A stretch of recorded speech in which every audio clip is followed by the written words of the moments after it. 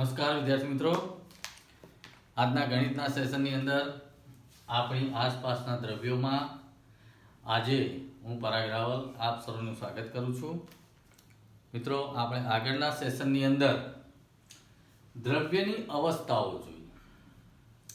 દ્રવ્યની 3 અવસ્થાઓ જોઈ: ઘન, પ્રવાહી અને વાયુ અવસ્થા. હવે આ દ્રવ્યની અવસ્થાઓ જે છે એ આપણે હવે આગળ જોવાનું છે કે શું તેની અવસ્થા બદલી શકે છે. દ્રવ્યો પોતાની અવસ્થાઓ બદલી શકે છે કે નહીં? તો મિત્રો, સૌ પ્રથમ આપણે આ સેશન જોતા પહેલા જો આગળના સેશન ન જોયા હોય તો સૌ પ્રથમ એ તમે જોઈ લેજો.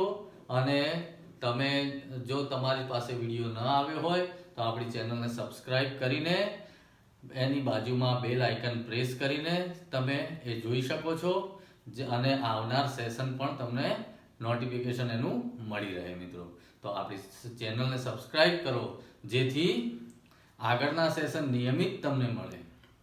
મિત્રો, તો હવે આપણે જોવાનું છે કે શું દ્રવ્ય પોતાની અવસ્થાઓ બદલી શકે છે. દ્રવ્યની અંદર આપણે વાત કરી હતી કે અવસ્થા છે ઘન, પ્રવાહી અને વાયુ. તો આપણે એક પ્રયોગ કરવાનો છે. ઘન અવસ્થામાંથી પ્રવાહી અવસ્થામાં અને પ્રવાહી અવસ્થામાંથી વાયુ અવસ્થામાં કોઈ પદાર્થ રૂપાંતરિત થાય છે તો કેવી રીતે થાય છે, કેટલા તાપમાને થાય છે? તો ઉત્તમ ઉદાહરણ આપણું એક જ છે, પાણી. જેનું ઘન સ્વરૂપની વાત કરીએ તો આપણે બરફની વાત કરીએ. તો અહીંયા આપણે પ્રયોગ તમારા ઘરે પણ તમે કરી શકો છો. તો તમારે એક બરફના ટુકડા લેવાના છે, સરસ મજાનું એક પાત્ર લેવાનું છે અને એક થર્મોમીટર પણ લેવાનું છે કે જેનાથી તમે એનું ટેમ્પરેચર માપી શકો. અને એક નાનું બર્નર લેવાનું છે જે અહીંયા આપણે પ્રયોગ બતાવેલો છે. તો મિત્રો, સૌ પહેલા તો આપણે બરફના ટુકડા એક બીકરની અંદર મૂકેલા છે અને એક સ્ટેન્ડની નીચે આપણે એક બર્નર મૂકેલું છે જેનાથી આપણે બરફને શું કરીશું, ધીમે ધીમે ગરમ કરીશું. તો આપણને ખ્યાલ છે કે બરફ છે એ તમે જેવા ફ્રીજમાંથી બહાર કાઢો છો એટલે ધીમે રહીને થોડા સમય પછી તે પીગળતો જાય છે. પણ આપણે એનું તાપમાન નોંધ્યું નથી. મહત્વની વસ્તુ એ છે કે તાપમાન શું છે અને એ કેટલા તાપમાને તે પીગળે છે. તો અહીંયા સૌ પહેલા આપણે બરફના ટુકડાની અંદર એક થર્મોમીટર મૂકેલું છે અને તમે થર્મોમીટરમાં જોશો તો સૌ પહેલાનું તમારે તાપમાન માપવાનું છે કે કેટલું છે.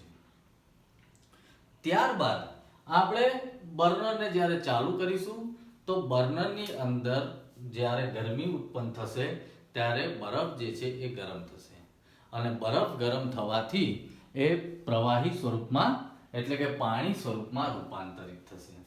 જ્યારે પાણી સ્વરૂપમાં રૂપાંતરિત થાય ત્યારે એનું તમારે ટેમ્પરેચર નોંધવાનું છે, તાપમાન તમારે નોંધવાનું છે. હવે તમે બર્નરથી બરફને ગરમ કરતા જાઓ છો અને તમારે ટેમ્પરેચર જોવાનું છે અને એક સમય એવો આવશે કે બીકરની અંદર રહેલો તમામ જે બરફ જે છે એ પ્રવાહી સ્વરૂપમાં રૂપાંતરિત થાય છે. એ સમય દરમિયાન તમારે તાપમાન નોંધવાનું છે. તો તમામ બરફ તમારે જ્યાં સુધી પીગળી નહીં જાય ત્યાં સુધીનું તમારે ટેમ્પરેચર નોંધવાનું છે. તો અહીંયા તમે જોશો કે એક સમયે તમે જ્યારે નોંધ્યું હતું પ્રવાહી સ્વરૂપમાં રૂપાંતર થવાનું શરૂ થયું બરફનું અને સંપૂર્ણ પ્રવાહી સ્વરૂપમાં રૂપાંતરિત ન થયું ત્યાં સુધી એનું ટેમ્પરેચર જે છે એ એક જ રહેશે. નીચેથી બર્નરમાંથી આપણે ગરમી તો આપીએ જ છે છતાં પણ શું થશે, એનું તાપમાનમાં કોઈ ફરક પડતો નથી. સંપૂર્ણ જ્યાં સુધી પીગળી નહીં જાય ત્યાં સુધી. તો આવું કેમ થયું? એની અંદર જે આપણે ગરમી આપી એ ક્યાં ગઈ? કારણ કે પીગળવાનું ચાલુ થયું એ વખતે એક ટેમ્પરેચર હતું અને સંપૂર્ણ પીગળી ગયું ત્યાં સુધી એનું એ જ ટેમ્પરેચર રહ્યું. ત્યારબાદ જ્યારે પાણી ધીમે ધીમે ધીમે ધીમે ધીમે ધીમે જ્યારે એને ગરમી પકડશે એટલે કે ગરમ થશે, એમાંથી વરાળ ઉત્પન્ન થશે, પછી એનું તાપમાન વધતું જશે અને સંપૂર્ણ પાણી જે છે એ ઉકળવાનું ચાલુ નહીં થાય, એમાંથી વરાળ ઉત્પન્ન થવાનું ચાલુ નહીં થાય ત્યાં સુધી એ તાપમાન વધતું રહેશે અને સંપૂર્ણ પાણી જ્યારે વરાળ સ્વરૂપમાં રૂપાંતરિત થશે ત્યારે એક ટેમ્પરેચર જે છે એ ફિક્સ રહેશે અને પાણીમાંથી સંપૂર્ણ વરાળ થશે તો પણ એનું ટેમ્પરેચર એટલું ને એટલું રહેશે. આવું કેમ થાય છે અને વધારાનું તાપમાન ગયું ક્યાં? તો આપણે આગળની પહેલા વાત કરીએ કે ઘન પદાર્થ, પ્રવાહી પદાર્થ અને વાયુ પદાર્થ.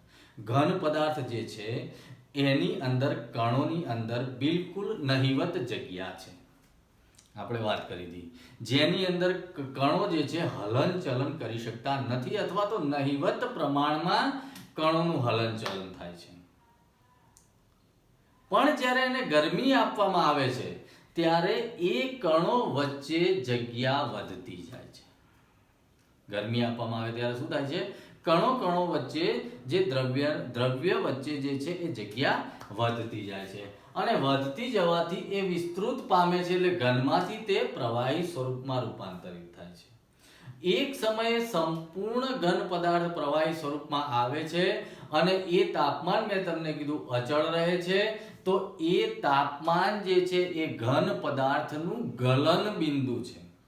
એટલે સામાન્ય રીતે કહીએ કે જે તાપમાને ઘન પદાર્થ પ્રવાહી સ્વરૂપની અંદર ફેરવાય, ઘન પદાર્થ પ્રવાહી સ્વરૂપમાં ફેરવાય તે તાપમાનને તે પદાર્થનું આપણે ગલન બિંદુ કહીએ છીએ.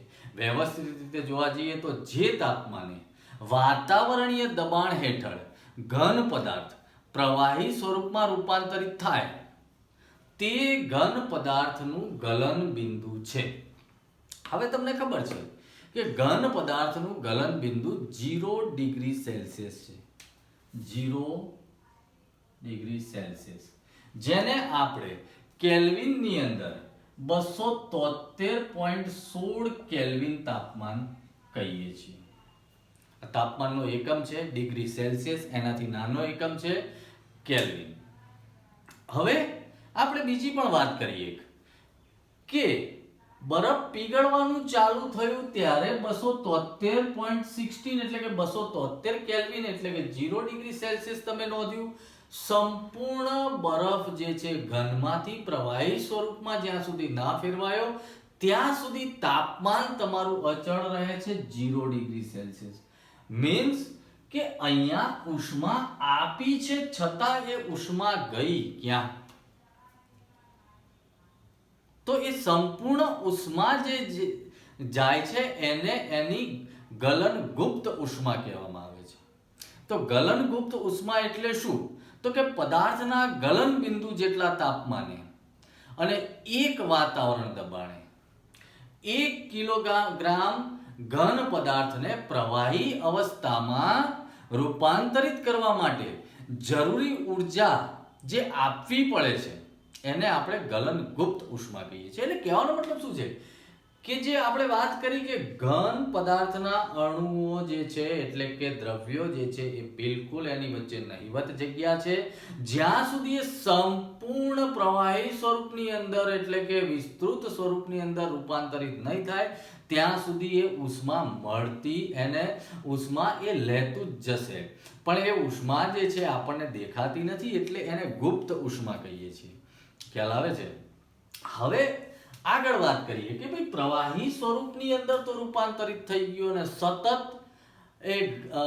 એમાંથી વરાળો ઉત્પન્ન થવા માંડી. આપણે આગળ પણ ઉદાહરણ આપ્યું હતું કે તમારા ઘરની અંદર તમે એક પાત્રની અંદર તમે પાણી લો, એને ઉકાળો. તમે આ પ્રયોગ તો કરેલો જ છે અને આપણે રેગ્યુલર છે સામાન્ય જીવનની અંદર આપણે એ રોજિંદી જીવનની અંદર આપણે જોઈએ છીએ. એટલે પણ એને આપણે પ્રયોગ સ્વરૂપમાં જોવાનું આપણે કોઈ દિવસ જોયું નથી. તો એ હવે તમે જોજો કે તમે જ્યારે પાણી ગરમ કરતા હો ત્યારે તમે જો પાણી ઉકળશે ત્યારે એમાંથી અવાજ પણ આવશે અને પાણી સતત ઉપર નીચે થતું તમને દેખાશે. મેં તમને વાત કરી હતી કે એક નાનો કાગળનો ટુકડો અંદર નાખજો, આટલો નાનો, બહુ મોટો નહીં, નાનો ટુકડો તમે નાખજો તો એ કાગળનો ટુકડો સતત એની અંદર ફરતો રહેશે. તો કેમ ફરે છે અને કોણ ફેરવે છે? ગરમી મળવાથી અણુઓ વચ્ચે એટલે કે પદાર્થના દ્રવ્યો વચ્ચે બહુ જ બધી જગ્યા થઈ ગઈ અને એ જગ્યા થવાના કારણે અને આગળ આપણે વાત કરી હતી કે પદાર્થના દ્રવ્યો જે છે એ સતત ગતિશીલ છે, તો એને ઉષ્મા મળવાથી એની ગતિમાં વધારો થઈ ગયો, અને વધારો થવાથી એ સતત શું થયું, પરિભ્રમણ કરવા માંડ્યું. એ શું કરવા માંગે છે કે હજુ એની અંદર સ્પેસ મળે, જગ્યા મળે, એ રીતે છૂટા થવા નો પ્રયત્ન કરે છે, અને જેટલા છૂટા થાય છે એ વાયુ સ્વરૂપમાં રૂપાંતરિત થઈ જાય છે. તો અહીંયા પ્રવાહીમાંથી વાયુ સ્વરૂપમાં રૂપાંતર થાય છે. તો અહીંયા શું થયું કે પ્રવાહી જે છે ઉકળવા માંડ્યું. તો ઉકળવા માંડ્યું એટલે એ જે તાપમાન ફિક્સ થયું એને આપણે ઉત્કલન બિંદુ કહીએ છીએ. એને શું કહીએ છીએ આપણે? ઉત્કલન બિંદુ. એટલે કે એક વાતાવરણ દબાણે જે તાપમાને પ્રવાહી ઉકળવા લાગે તે તાપમાનને આપણે પ્રવાહીનું ઉત્કલન બિંદુ કહીએ છીએ. મિત્રો, પ્રવાહીનું ઉત્કલન બિંદુ પણ તમને ખબર છે કે 100 ડિગ્રી સેલ્સિયસ ઉત્કલન બિંદુ 100 ડિગ્રી સેલ્સિયસ છે. એનો મતલબ કે 273 પ્લસ 100 એટલે 373 કેલ્વિન પ્રવાહીનું ઉત્કલન બિંદુ છે. એટલે કે પ્રવાહી એટલે કે પાણી પ્રોપર, પાણીનું ઉત્કલન બિંદુ જે છે એ 373 કેલ્વિન એટલે કે 100 ડિગ્રી સેલ્સિયસ જેટલું છે. તો અહીંયા આપણે શું જોયું કે નિશ્ચિત તાપમાને અને નિશ્ચિત દબાણે ઘનમાંથી કોઈ પદાર્થ જે છે એ પ્રવાહીમાં રૂપાંતર થાય છે, અને પ્રવાહીમાંથી કોઈ પદાર્થ જે છે એ વાયુ સ્વરૂપમાં રૂપાંતરિત થાય છે. તાપમાન આપવાથી ઘનમાંથી પ્રવાહી, પ્રવાહીમાંથી વાયુ સ્વરૂપમાં રૂપાંતર થાય છે. એની જ ઊંધી પ્રક્રિયાની આપણે વાત કરી કે જો પદાર્થની અંદરથી તાપમાન લઈ લેવામાં આવે તો વાયુમાંથી પ્રવાહી અને પ્રવાહીમાંથી ઘન સ્વરૂપમાં રૂપાંતરિત થાય છે. હવે હું એમ કહું કે તાપમાન લઈ લેવામાં આવે એટલે હવે તો આપણે વ્યવહારુ જીવનની અંદર દરેક જણાની, દરેક વ્યક્તિઓ, દરેક તમારા બધાની જોડે ફ્રીજ છે જ. એટલે શું કરીએ છીએ, પાણી અંદર મૂકીએ તો પાણી જે છે એ રૂમ ટેમ્પરેચર એટલે કે વાતાવરણના તાપમાન જેટલું જ હોય છે, અને એ જ્યારે ફ્રીજની અંદર મૂકીએ છીએ એટલે પાણીમાંથી શું થાય છે, તાપમાન ખેંચાઈ જાય છે. તો એ શું છે, પ્રવાહીમાંથી ઘન સ્વરૂપમાં રૂપાંતરિત થાય છે. મિત્રો, તો અહીંયા ઘન, પ્રવાહી અને વાયુ સ્વરૂપમાં રૂપાંતર થાય છે. તો તાપમાન આપવાથી ઘનમાંથી પ્રવાહી અને પ્રવાહીમાંથી વાયુ સ્વરૂપમાં રૂપાંતર થાય છે. જ્યારે તાપમાન આપવામાં આવે, જ્યારે તાપમાન લઈ લેવામાં આવે, તાપમાન પાછું લેવામાં આવે ત્યારે વાયુમાંથી પ્રવાહી ને પ્રવાહીમાંથી ઘન સ્વરૂપમાં રૂપાંતર થાય છે. તો અહીંયા તાપમાનની અસરની વાત થઈ મિત્રો. તો શું આપણે હમણાં જ વાત કરી કે તાપમાન અને દબાણ બંને મહત્વની વસ્તુ છે. તો દબાણના ફેરફારની અસરથી શું થાય છે? તો અહીંયા આપણે એક એનો પણ પ્રયોગ કર્યો છે કે ભાઈ કોઈ વાયુ સ્વરૂપે કોઈ પણ વરાળ છે કે કોઈ પણ હવા લીધી છે, તો એક આપણે પિસ્ટન મૂકેલો છે અને પિસ્ટનને આપણે પ્રેશર આપ્યું છે. તો તમે જુઓ કે જ્યારે આપણે વાયુ સ્વરૂપના કણો જે છે છૂટા છૂટા હતા, જ્યારે એને પ્રેશર આપવામાં આવ્યું ત્યારે એકબીજાથી નજીક થયા, અને એકદમ પ્રેશર આપવામાં આવ્યું ત્યારે કણો એકદમ ભેગા થઈ ગયા. મિત્રો, એનો મતલબ શું થયું? ભેગા થવું એટલે ઘન સ્વરૂપમાં રૂપાંતર થવું. પણ જ્યારે વાતાવરણની અંદર એટલે કે વાયુમાંથી પ્રેશર આપવામાં આવે એટલે કે દબાણ આપવામાં આવે ત્યારે તે પ્રવાહી સ્વરૂપમાં રૂપાંતરિત થાય છે, અને પ્રવાહીમાં જ્યારે વધુ પડતું દબાણ આપવામાં આવે ત્યારે તે ઘન સ્વરૂપમાં રૂપાંતર થાય છે. પણ અમુક પદાર્થ એવા છે કે ઘનમાંથી સીધા જ વાયુ સ્વરૂપમાં રૂપાંતર થાય છે, અને વાયુમાંથી સીધા જ ઘન સ્વરૂપમાં રૂપાંતર થાય છે. અમુક પદાર્થો ઘનમાંથી પ્રવાહી ને પ્રવાહીમાંથી વાયુ નહીં, પણ ઘનમાંથી સીધા જ વાયુ સ્વરૂપમાં રૂપાંતર થાય છે. તો સામાન્ય રીતે હું વાત કરું, આપણા ઘરની અંદર વપરાતી કપૂર, આપણે જે મંદિરની અંદર જે આપણે દીવા કરીએ છીએ અને કપૂરની જે ગોટી વાપરીએ છીએ એનો તમે પ્રયોગ કરજો એટલે તમને ખ્યાલ આવશે અને તમને ખબર જ હશે કે એને આપણે જ્યારે સળગાવીએ છીએ ત્યારે તે પ્રવાહી નથી થતું, સીધું વાયુ સ્વરૂપમાં રૂપાંતર થાય છે અને ચારે બાજુ સુગંધ ફેલાવે છે. મીણબત્તીની વાત કરીએ તો મીણબત્તી આપણે સળગાવીએ ત્યારે જુઓ તમે કે ઘનમાંથી પ્રવાહી ને પ્રવાહીમાંથી પછી વાયુ સ્વરૂપમાં રૂપાંતર થાય છે. પણ કપૂરની વાત કરીએ તો કપૂર જે છે, આપણે એક અહીંયા પ્રયોગ કર્યો છે કે એક પ્લેટની અંદર આપણે કપૂરની ગોટીઓ મૂકી છે નાની નાની, અને ઉપર આપણે થીસલફાનેલ ગળણીથી આપણે એને બંધ કરી દીધું છે, કોઈ પણ ઢાંકણથી આપણે બંધ કરી દીધું છે, ને એની ઉપર વરાળ જાય એવી જગ્યા રાખી છે, પણ એ વરાળ જાય એની ઉપર આપણે રૂ મૂકી દીધેલું છે. શું મૂક્યું છે? રૂ મૂક્યું છે, જેથી શું થશે? વરાળ બહાર જઈ શકશે નહીં. એટલે આપણને ખબર પડે કે ઘનમાંથી સીધું વાયુ ને વાયુમાંથી સીધા ઘનમાં રૂપાંતરિત થાય છે કે નહીં. તો અહીંયા આપણે જ્યારે કપૂરની જે ટીકડીઓ મૂકી છે એને આપણે ગરમ કર્યું તો વાયુ સ્વરૂપમાં રૂપાંતર થઈ ગયું, પણ એ વાયુ જેમ જેમ ઉપર જશે એમ એમ એ ઠંડો પડશે, અને ઠંડો પડશે ને રૂ જ્યાં મૂકેલું છે તે ભાગની અંદર ઠંડો પડીને પાછું ઘન સ્વરૂપની અંદર રૂપાંતરિત થશે. મિત્રો, તો અહીંયા અમુક પદાર્થ એવા છે કે ગરમ કરવાથી ઘનમાંથી સીધા વાયુ સ્વરૂપમાં રૂપાંતર, અમુક પદાર્થ એવા છે કે વાયુ સ્વરૂપમાંથી સીધા દબાણ આપવાથી શું થશે? ઘન સ્વરૂપમાં રૂપાંતર થશે.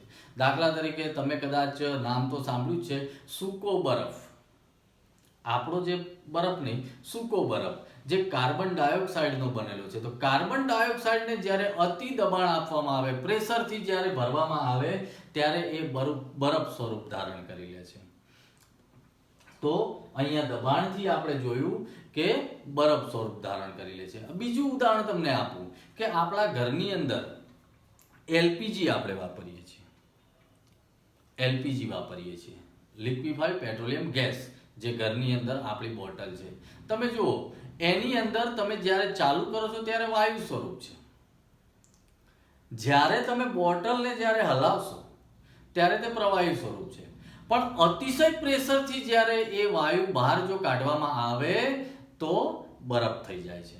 તો ટૂંકમાં કહેવાનો મતલબ શું છે કે દ્રવ્યની અંદર બે ફેરફાર અસર છે, કે તાપમાનના ફેરફારની પણ અસર છે અને દબાણના ફેરફારની પણ અસર છે. મિત્રો, બીજું એક ઉત્તમ ઉદાહરણ આપણી પાસે છે વ્યવહારુ જીવનની અંદર વરસાદ કેવી રીતે આવે છે. તો એ વરસાદનું ઉદાહરણ તમે ઊંડાણપૂર્વક તમને ખબર જ છે, અને ન હોય તો તમે બરાબર જાણી લો તો તમને આખું જ આ વાતાવરણ અને દબાણ, તાપમાન અને દબાણના ફેરફારની અસર દ્રવ્યોની અંદર શું થાય છે એ તમને આ ત્રણે ત્રણ પ્રયોગ એની અંદર આવી જાય છે. તો મિત્રો, અહીંયા આપણે દબાણની અસર જોઈ, તાપમાનની અસર જોઈ, દ્રવ્યો પોતાની અવસ્થા બદલે છે એ જોયું. મિત્રો, હવે આગળના સેશનની અંદર આગળના ચેપ્ટરની આપણે નેક્સ્ટ ટોપિકની આપણે ચર્ચા કરીશું. ત્યાં સુધી હું રજા લઉં છું, પણ રજા લેતા પહેલા મિત્રો, અત્યાર સુધીના જે આપણે ટોપિક ચાલ્યા છે એ તમે બરાબર વાંચી લેજો. અને હું એ પણ તમને પહેલા પણ કહી ચૂક્યો છું કે જ્યારે આપણું સેશન ચાલતું હોય ત્યારે ટેક્સ્ટ બુક્સ તમારી સાથે રાખો, એટલે જે આપણા ટોપિક જે છે ત્યાં મેઇન મુદ્દા ઉપર અંડરલાઈન કરો, જેમાંથી તમે પ્રશ્ન પણ શોધી શકો અને એ પ્રશ્નનો તમને જવાબ પણ મળી રહે. અને મિત્રો, એક આપણે ટેલિગ્રામની એક લિંક પણ આપણા વિડીયોની નીચે મૂકેલી છે, જે તમે એ લિંકની અંદર જોઈન થઈ જજો, જેથી હવે નેક્સ્ટ ટાઈમથી આપણે એની અંદર એસાઇનમેન્ટના પ્રશ્નો પણ મૂકીશું, જે તમને પ્રેક્ટિસ માટે અને એની તૈયારી માટે તમારે મદદરૂપ રહેશે. તો મિત્રો, હવે આપણે રજા લઈએ છીએ અને મળીશું નેક્સ્ટ સેશનમાં. ત્યાં સુધી ગુડ બાય.